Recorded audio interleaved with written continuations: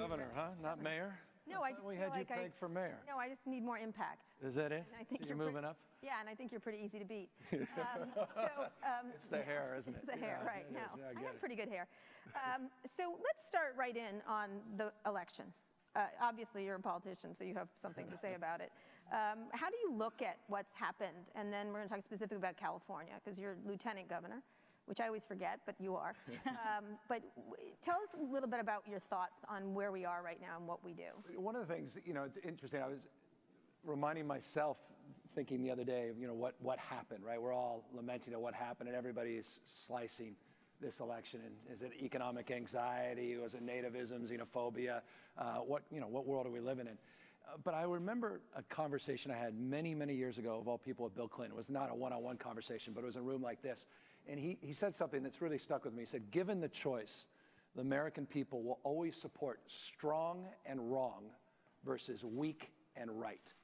And I say that to only make this point. I'm not suggesting that Hillary Clinton was weak in any respect, but there was a concerted effort to make the President of the United States weak, leading from behind. Even if he was right on policy, even if he had the character and the principle, there was a contrast, and people were looking for change. And I say that to make the point. At the end of the day, perhaps, to me, that's the biggest lesson. The clarity, the conviction, whether or not Trump was wrong, is secondary to his assuredness, to his ability to suggest somehow that he's going to protect all of you, the past from the future, and somehow solve the problems that clearly he's going to realize and reconcile can't be solved so easily. Right. So where does the Democratic Party go? You're one of the... Well, where's the Republican Party go? I mean, he was, as someone described him, as an invasive species. He's not particularly Republican. I mean, the Republican Party sort of sat back, and he took over the party and placated the base, and now he's morphed into something very different. I don't know where either party goes. I mean, our party was almost taken over by an independent. I mean, he wasn't, was, I guess, socialist, right? Mm-hmm. He almost had 50% of our party. Both parties are in atrophy. And you can make that case all around the rest of the world. You're seeing the contours of that, and with Le Pen in France, not least of which, obviously, Brexit, but it's happening all around the rest of the world. People are distrustful of institutions, and government is on a collision course with that future. So what does that mean for someone like you, who's been in politics an awful long time? Yeah, no, I mean, is it maintained? I assume you don't want to be Hillary Clinton of California, for example. No, I mean, look, the good thing about California, it marched to the beat of its own drum. Obviously, we moved in a very stark direction. I mean, we had 17 initiatives on the ballot. The only one, that progressive initiative that didn't pass, interestingly, was the death penalty repeal. We actually passed an effort to fast-track the death penalty. But California has been here before. We were here in the 1990s. Some of you are old enough to remember 1994, right? When the UC Regents, I serve on the UC Regents, got rid of affirmative action. 3 strikes, Prop 187, right? Talk about nativism and xenophobia. It was alive and well in California. And of course, we went through this process with the new guy, right? We had Schwarzenegger. He's going to solve everything. Don't worry. He's above it. He's above the special interest. It didn't work out so well for us. And we have, I think, rebounded. We've recalibrated from the 1990s. So in many respects, the future, we love to say about California, happens here first. Politically, I think it happened here first years and years and years ago. So it's a cautionary tale of the Republican Party, because I think it's the beginning of the end of the old Republican Party. And I think that's punctuated by Trump. But I think the old line Republican establishment are going to realize very quickly what they have and what they've done. So their brand in real trouble. But the Democratic Party's brand is as well. And I think we have to be, I appreciate the populist appeal. I appreciate that we're all on this line of anti-globalization. But it comes to this conference, the one thing no one talked about was technology, and how it's changing the way we live, work, and play. And it's technology and globalization detonating at the same time. And that was what was missing in this presidential conversation. And it's exactly what Jeff was just talking about. What is the future of work? And where's that economic anxiety going to lead us from a political frame, from a governing frame, not just a political coalition, but a governing coalition? And that's what I think about a lot. Yeah, and so you talk about how California is marching to the beat of its own drum, and that's true. We all live in this bubble. I'm from New York, and we are in so much of a bubble. It's a big bubble. That's the good news. And we all voted very differently than the rest of the country. I mean, if you become governor, as your role as lieutenant governor, do you have some sort of responsibility to reach out to the rest of the country? 100%. I personally thought one of the biggest mistakes of this presidential cycle was calling people deplorable. And I had heard that And it's interesting, and it's inexcusable, not for the candidate, but for the folks around her. And I don't mean this as an indictment, because I had heard that stump speech privately in other fundraisers, and no one picked up on it until it was made public. You can't talk down to people. And I know she regretted that. I know she apologized that. But you can't dismiss folks' anxiety, their pain. There's something happening in the plummeting of the world. People feel it. World's radically changing. It's reorganizing. People call it the Hinge Moment, right? Demographic Hinge Moment, certainly. We're going from 4 majority-minority states to 22, and by 2060, there's this tsunami going on demographically. Globalization is changing everything. Of course, technology, by definition. So something's happening here, and we've got to meet that moment, and we've got to explain that in a way that's uniting, not dividing, but we cannot talk down to people's anxiety. Well, I think she wasn't talking to the anxiety. She was talking to some of the statements, the racial statements, the anti-Muslim statements, the anti-women statements. It didn't come across that way. Of course she was. God, I'm no bigger fan of Hillary Clinton than I am, and I was immediately out there excusing it for what it was, but it didn't translate that way. It came off as dismissive. It came off as, looking down at folks. You can't look down at folks. And the irony that Trump was the messenger that catapulted himself into this populist frame is remarkable in and of itself. But at least he was able to capture that. And so, look, we've got to capture the populist appeal. We've got to talk about growth, but inclusion as well. It's growth and inclusion. So and that's the issue. You've got to bring people along. We're going to get to the technology part, but your thoughts on Cal Brexit, which a lot of people... Yeah, I was with Shervin the other day. Shervin Peshawar. He was promoting it. Yeah, I'm not, What did you say? He's like, I remember folks years ago when Howard Dean's ascendancy, people said there were Democratic parties, old, it's tired, it's time for the Green Party, and there was a big Green Party ascendancy, and they said, join the Green Party. And I had some Democratic colleagues, including the old sheriff of San Francisco, who became a member of the Green Party. I ran against for mayor of San Francisco, former member of the Democratic Party, Matt Gonzalez, who became a member of the Green Party. And my point was, why would I ever turn my back on my party? Let's fight for it. Let's step up, step in. So I make the same argument for our state. I don't want to let the rest of this country drift into the abyss. I want to fight for it. I'm not going to let them go, and they don't need us to go. They need us to fight for them. So I'm not for walking away, but I appreciate the conversation. What do you think of the concept? Well, there was a civil war over certain effort, the past. So I don't think it's as easy as 1, 2, 3 in a ballot initiative. But look, I get the point. I mean, we're a donor state. We're not, we're not benefiting necessarily from a lot of these other states. But you know what? It's the United States of America. And I remember Father Cause taught me this in Santa Clara, where the Bible teaches us we're many parts but one body. When one part suffers, we all suffer. My point is, we're all in this together. I want to fight for this country. And California, by definition, can lead the way. It always has. And I think what happened on Election Day last week punctuates that point, reinforces that we are uniquely positioned to say it always will. Okay. So let's talk about the changing economy, because you and I have talked about this before. But before we get to that, let's discuss marijuana. That was your big push. Congratulations. What do you think the impact will be on, you really were a big pusher of it, so to speak. I got involved in it because there was absence of any real leadership on it. I was worried. There were 19 initiatives that were making their way to the ballot. I thought there'd be competing initiatives. I didn't think there was anyone stirring the ship, so to speak, or directing us in a responsible way. I've got 4 kids. I don't like the smell of the drug. I don't want to see them using and abusing it. I don't want people driving under the influence. I don't want those gummy bears and candies targeting towards our youth. I don't want to see let's big be tobacco clear, all your kids are toddlers or babies. I still am freaked out about it. It's anxiety inducing. Yeah, he has 19 children. Lots of kids. Yeah, no, many kids. Right.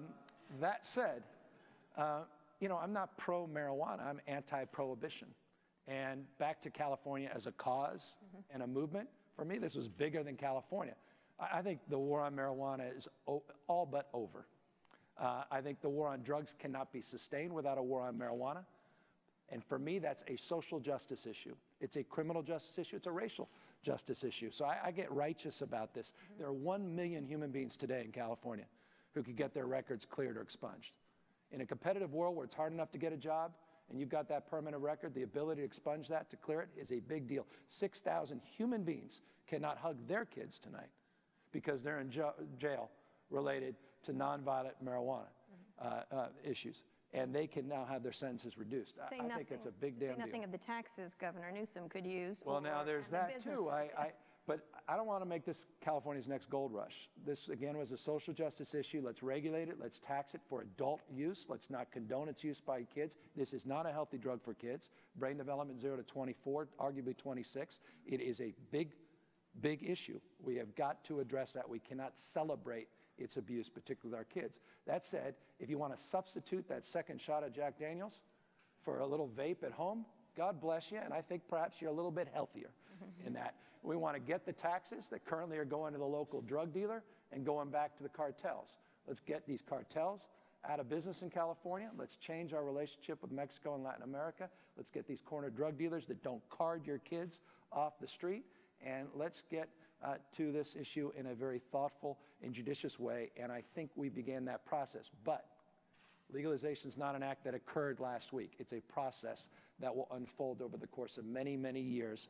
And there is going to be a lot of issues associated with this because the scale and scope of California makes Colorado, Washington, Oregon, Alaska pale in comparison. Briefly, $1 billion was the total retail sales last year in Colorado, medical and recreational for cannabis. In the Emerald Triangle, Humboldt, Mendocino County, up there in the north part of the coast, what they call the Emerald Triangle, we estimate $9 to $13 billion a year just in those 3 counties. This is a game changer at a scale that we've never seen. And I think the voters had wisdom and judgment, but it is on us to implement it in a very thoughtful way.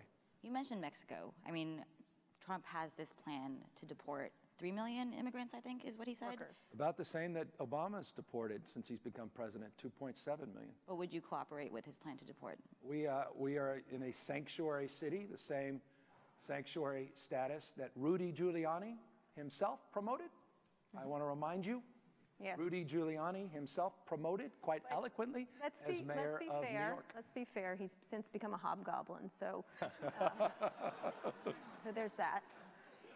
I just want to remind folks of that. I mean, this is you're already seeing Trump pull back. You know, now, is it a fence? Is it a slide at the border? I mean, it's all laughable. Slide? What is I don't this? know. I mean, the point is that, he works from San Francisco. His policies, as that old saw, it says, his policies have the form and substance of fog. Right. There's no there. I mean, it's all made up. It's pablum. He's Googling it as we know. Of course, if you have a guy like Bannon in there as the director of state, so to speak, for domestic affairs, yeah, I'm worried about that. And his ignorance is so pronounced and profound. They don't know what sanctuary policy is. They really don't. They can't defund sanctuary cities because there's nothing sanctuary cities are doing that is in any way, shape, or form contradicts with federal laws. And the reason I know that, don't think that, is because he's hardly the first person to try to defund sanctuary cities. Yet David Vitter and many others for years and years, every single congressional session, tried to defund us. Every single year he's shut down because he simply can't. Sanctuary policy says this: if people are here, regardless of their immigration status, we want them to be fully participatory in reporting crimes to keep you safe, and to making sure that people are getting vaccinated to keep you healthy, and to make sure we have a society that's civil and people are participatory. To the extent we can choose locally what we prioritize, our police department is told it's not their prioritization in terms of enforcement to do the federal government's job of deportation. That's all sanctuary policy does. That said, when people commit crimes, sanctuary cannot and should not be a shield for criminal behavior. And here's the nuance. That was the position of the Obama administration, and that is allegedly what was said on 60 Minutes by Trump, but I don't think he knows what he's saying. And I fear, to your point, that's a little bit of an understatement. That is not where he'll end up, where Obama has been, and he's been called the deporter-in-chief. Remember, the left has been attacking our president because he's been so aggressive.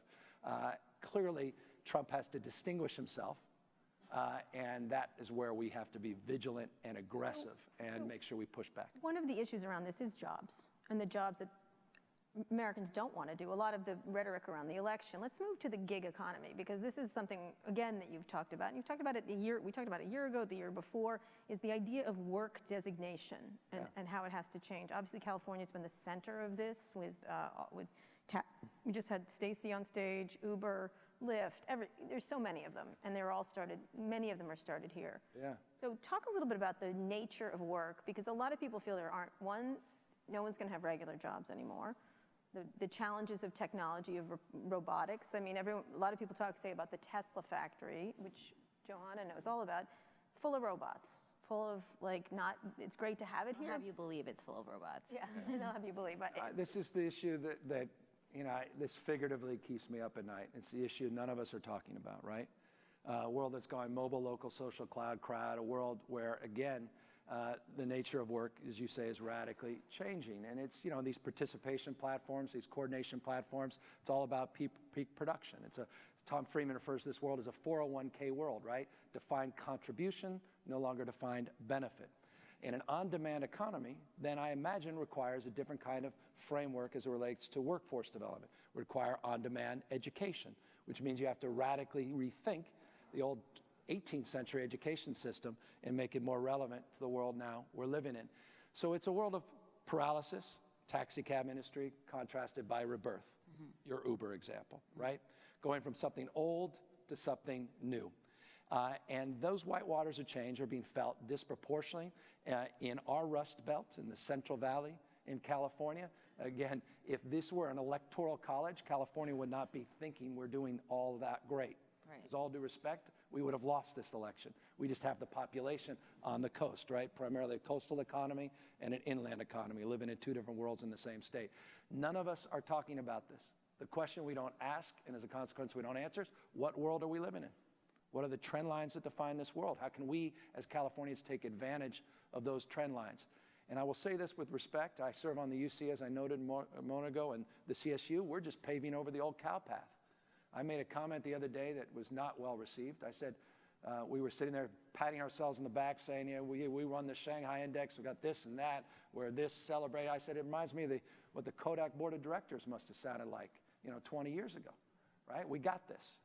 In a world where, we don't have a monopoly on higher ed any longer.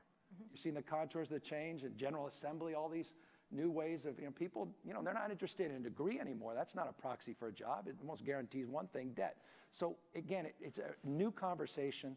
It's a conversation we didn't have in the presidential. We need to have it here in California. Talk about the gig economy here. Let's use Uber as an example, which, people have great things to say. They like it. At the same time, there's all these abuses, and are they creating a permanent underclass? There's all kinds of issues. How do you look at a company like Uber specifically? Well, they're meeting demand in some respects we didn't even know we had. Right. They're creating it. And they should be complimented for that. At the end of the day, the tech genie's out of the bottle. You can't put it back in. Right, but what about the benefits that the drivers don't have? We're going to have to address the issues of retirement security writ large. And that's, again, we have rules that no longer are relevant to the world we're living in. Our regulatory system can't keep up. You're seeing it certainly here intensely with the Airbnb debate. And now we're catching up, obviously, to Uber, the issue of driverless cars. Yeah. A couple of years ago, we couldn't even test them in California because we didn't even have the rules for the quote-unquote road. So our education system's not keeping up. Our regulatory system certainly is not keeping up. And our mindset is still stuck in a world that no longer exists. So we're talking about toolkits, or tools in an old toolkit that aren't going to meet the need. Look, when I was mayor, we had the highest minimum wage in the United States. We had the first paid sick leave. We had universal preschool, universal health care, regardless of immigration status. All these things are table stakes. They don't go even close to addressing what Alan Kruger refers to as the Great Gatsby curve. You're in a city right now, more haves and have-nots than any other, but progressive. It's like the dream of progressives in terms of the things we're doing, but they're not adequate. Right, but you talk about we need to address it. You should address it. We're leaning into it. So what do we do? So we're beginning to have those conversations anew, but none of us are having this. No one's talking. I've been a part of a salon with all these fancy folks that you guys have up here about the future of work, and every single one of them end with a dystopia outlook where, okay, everyone goes back to a default. We're going to need basic income, which is pretty, that sort of sums up. Wait, so you're with fancy people where? No, we do. I've been part of this conversation about what's the future of work, and with all the labor-saving automation that's on its way, and the combinatorial nature of technology, the fact that we ain't seen nothing yet, right? With AI and big data and genomics, synthetic biology, additive manufacturing, smart, all this stuff that's you all know because you're it, that is coming our way. This has been kind of interesting, But what's about to happen is alarming, and it's happening in real time. What does retirement security look like? What does the future work like? And I have yet to be able, I'm not here to prescribe a solution to that, and I've not heard anyone. And the burden of that is then it immediately defaults to this notion of basic minimum income, which is an idea as old as time, goes back to 1795. Right. It was an idea of mincomes in Canada. It was rejected as an idea just recently in Switzerland. It's an idea that a lot of tech leaders are talking about here. It's an idea Milton Friedman and MLK talked about a few years back. But it goes to the anxiety of labor-saving automation and the inability for people to answer that question. When they say minimum income, when these tech leaders who are going to be creating the self-driving cars that replace drivers, the AI that replaces radiologists or different kinds of doctors, how do they imagine the government? What is, because right now this election was about rage of manufacturing people, and to me, I'm like, manufacturing, it's everybody else. Like it's the, you know, they even have one, I'm always at a Twitter fight with Keith Raboy from Khosla Ventures. And he was like, you know, I can't wait for the AI that replaces journalists. And I said, well, it's already happening. Exactly, as I know. And I said, it's too bad you can't replace really badly performing VCs as easily. But conceptually, actually, he could be replaced more quickly than I could in a lot of ways. But all of us could be. Well, how about, there's a company around the corner called Momentum Machines. Someone just introduced it. They're going after the 3.6 million people that work in the fast food industry. Anything gets repeated gets replaced. They produce a hamburger, perfect burger every 10 seconds, 360 to 400 an hour. Fresher produce, fresher product as a consequence of the labor saving. There's a big debate, you know, all the excitement up in, all the buzz in Sacramento is about the Sacramento Kings coming in. And all the jobs they're creating, until someone picked up the paper the other day and commented on the fact that they just hired a bunch of security guards for $6.25 an hour. And they said, well, hold on, there's a minimum wage. Until you read further and you realized a company called Nightscope is providing those robots, not people, for $6.25 an hour that have all 5 senses. They can smell chemicals, they read facial recognition, license plates, they do these CAD 3D, and they start doing predictive analysis. And in real time, they're communicating. I mean, this is the world we're living in here. And whose responsibility is it to help those workers government that are left safety behind? nets are, this safety net issue is the issue of our time. Look, I'd argue there are 3 issues of our time: debt and entitlement, issues of energy and climate change, which are out, you know, I think all of us California recognize. President doesn't, President-elect doesn't. And the issue of IT and globalization, which goes to the core of this question. Look, but you can't, I remember having a conversation with Hillary Clinton before the campaign, having just read The Second Machine Age, McAfee's book. And I said, you got to read this, right? We're going to read the second half of the chessboard, and there's sort of combinatorial nature, exponential, all this stuff. And I remember pausing without getting into the details. She said, how do I explain that to folks in the Rust Belt? How do I have that conversation without scaring people? And I think that's the great challenge of elected leaders, is we have to have that conversation. But it can't begin, the robots are coming, the robots are coming. Right? So how do we change our language so that we can answer substantively? Why not these say the questions? robots are coming, the robots are coming? Because I don't want robots to are turn coming. people away Yeah. so they're running. Yes, I but want to you bring see, people to the table. So that, but this is the transition. But why not just tell them the truth? Like, why not say the robots are friggin' coming, so you better figure out something else to do, Well, or it's just not grab their- your ass and say It's goodbye. our job Like, to help. that's why I'm going to win governorship. That's why this is your. So are you trying to bring people to the table so you can run for president? No, God, seems the Never. most miserable job in the world. I think the Literally, current you will president-elect never understands consider that. running for president. No, I have zero, and don't even talk Sit about on it. We're stage. wasting People are going to valuable this time, up. valuable time. But we're a nation state, 6th largest economy in the world, $2.44 trillion economy. California with a balance sheet that's second to none, more scientists, more Nobel laureates, more You'd rather just venture run that. capital. California. All right, okay. Right? All right, questions from the audience? That's why you want to run. I just want pure power so I can push people around. Just want to give Larry Page There a are hard microphones time. on either side, so if you guys right want to line up. Go ahead. It's time for ask questions. Yeah. So I come from China, so there are not many chance for me to speak with a governor face to face. So I'm going to take advantage of this. So, the questions are: the wealth inequality has been expanding in U.S. for the last decades, right? Forget about marijuana. We have big problems here, right? The inequality. So one of the things is technology advancement has played a big role to create that kind of a gap. So what's your opinion? Is it an issue? If it's an issue, how do you want to solve that? Yeah, look, and that's the conversation we're having. It's an extension of that, your question. So at the end of the day, it seems to me the only antidote to all of this is education. Though I've talked to some tech leaders say, well, you have a higher educated workforce, they'll just move us to faster and quicker automation. Yeah, yeah. So be careful what you wish for, which is sort of a very damning retort. But the issue of entrepreneurship, the issue of changing our educational system, the pedagogy in our education system, what are we educating for? I mean, it's about grit, it's about perseverance, creativity, it's about problem solving, it's about all these things that frankly are secondary right now in our education system. They're primary and outstanding educational systems. They're not at scale, however. So our educational system, to me, at the end of the day, needs its own reboot, not reform. It needs to be completely reimagined. Right. How would you like your children to be educated? Well, I'm bringing it right now. I'm trying to walk my talk. The closest approximation. It's like saying, what's the solution to homelessness? There is no one solution. I would argue the closest approximation: supportive housing and supportive services. For me, I'm a Montessori guy. I like this mentor-mentee relationship. I like teachers as coaches and mentors. I don't want the sage on the stage drilling and killing, teaching to some test. I like self-paced, self-discovery.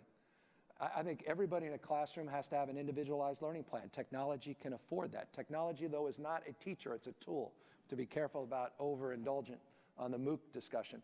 But that, I think there's contours, there's aspects of the Montessori system that are as old as time that I think can deliver some real reforms in our public education system. And what about changing, like absolutely changing, there's a lot of schools in San Francisco now that are all maker schools, or the idea that everybody should be an entrepreneur. Now everyone can't be an entrepreneur, but does everyone sort of have to be one? No, but not everyone has to be. And look, and I will say, we have to be careful too. This is sort of an elitist conversation, entrepreneurialism. You know, I was fortunate. I have 20 small businesses, close to 1,000 folks, and I honestly say that not to impress you, to impress upon you a passion for entrepreneurialism. But I had the luxury of doing that out of college, because if I failed, I could still sleep in that second bedroom at my mom's apartment in the Marina District. Entrepreneurialism for a lot of folks is a luxury, and they don't have that luxury when they have massive student debt. They don't have that luxury when they have to work that second job and can't afford necessarily to give up that night shift.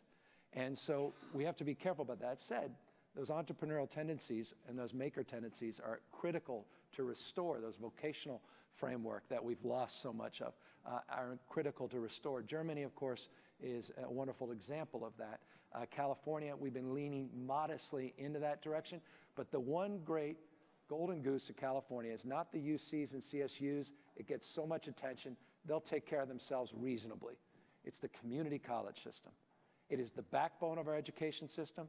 It's the current and future, what this state looks like and what it will look like in the future, and it's so underutilized to connect these regional economic development strategies with regional workforce development strategies and to really retool that vocational element into our community college. There's a great, and I'll tell you this, for tech leaders, I wish you'd spend a little less time on UC and CSU. I say I love you, but focus on your community colleges. They're desperate for that kind of philanthropic thrust. You may not get to the fancy party, or you may not get invited to that fancy lecture, or get that big name on the fancy hall, but you can change the lives and trajectory for millions and millions of folks, I think, in a much more cost-efficient manner. Please focus on the community college system. Another question? There was one more right here. You know, I was listening to Bernie Sanders last night on Charlie Rose, and he said the lesson of this election was that the liberal elite, the fancy people, failed to listen to that Rust Belt disenfranchised white voter. And we're talking about innovation and Silicon Valley here. So instead of the robots are coming, freaking them out more, as a leader of California, how can we export the innovation and put it in a language that they'll understand? You got it. Benefit. You got it. It doesn't seem like we did that. No. When the major companies here in the Valley, they go to the same places when they're expanding and growing. Dublin, Manhattan, the Loop in Chicago. But they missed expanding the brand and making what we do understandable to those parts that voted against. I mean, this is for those old enough to remember, the $64,000 question, right? I could not agree with you more. How do we translate this language? So we're not saying the robots are coming. This is what the conversation I had with Secretary of State Clinton, where she was struggling with what's the language there. We're all struggling with that. But we need to have that conversation. You're right, absolutely. Because that goes to explain more things in more ways, as that old saw, in more days, as it relates to what's going on in the Central Valley, in Bakersfield, and Fresno, and other parts of the state. And so we have a unique obligation here in the state. Remember when Draper wanted to cut this state into 6 different pieces? We would have had the richest state and the poorest state. That's California. 8.8 million people live below the poverty line, more in percentage terms and raw numbers than any other state in the nation. We have a unique responsibility, Democrats, since we own this, so to speak, to deal with this issue and to do it responsibly. I don't have the answer to that question. With respect to Bernie, I pay close attention. I'm not sure he's there either.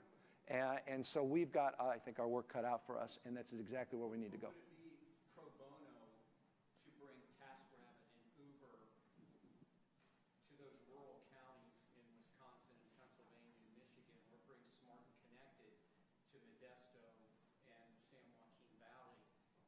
Would that be a smart strategy, that kind of investment, even maybe if the margins or the profit aren't there, just to show the benefit? Yeah. Well, they're experiencing the consequences directly, so they might as well experience some of the benefit directly. So I couldn't agree with you more. Will they? So, And so any economic development strategy that doesn't include that rural component to begin to bridge that divide is not a sincere strategy. And it's incumbent upon me to begin to substantively address that. Otherwise, you should turn away from folks like me and look for the next best thing that can begin to address that issue in a more meaningful and granular way. So, final question then. Should Apple was attacked by Trump, Amazon, lots of California companies are getting attacked by the Trump administration. You obviously have to defend them as governor or as the auto industry for it. I get very defensive about our state. But should Apple put a manufacturing facility in the United States? I think businesses cannot thrive in a world that's failing. And until we mind that gap that we're addressing, then these businesses are playing quarter to quarter and they're not playing sustainably. So I think that's an obvious answer. Of course, it's in their business interest to do that. And for Democrats, I will say this as well, we need the language of business as well. You can't be pro-job and anti-business. So there's sort of a sweet spot here. But no, look, China's got its own problems, right? Now they're seeing automation off the charts now. So that's going to lead to a whole nother level of questioning and displacement, et cetera. And so, look, we have unique opportunities. There are a lot of best practices out there. California is a unique petri dish in terms of innovative strategies. I believe in federalism now more than ever. I believe in states' rights now more than ever. I believe states are laboratories of democracy and innovation, and California has a unique responsibility to lead the nation in these conversations and, in turn, the world. Excellent. Gavin Newsom, everyone. Thank you, guys.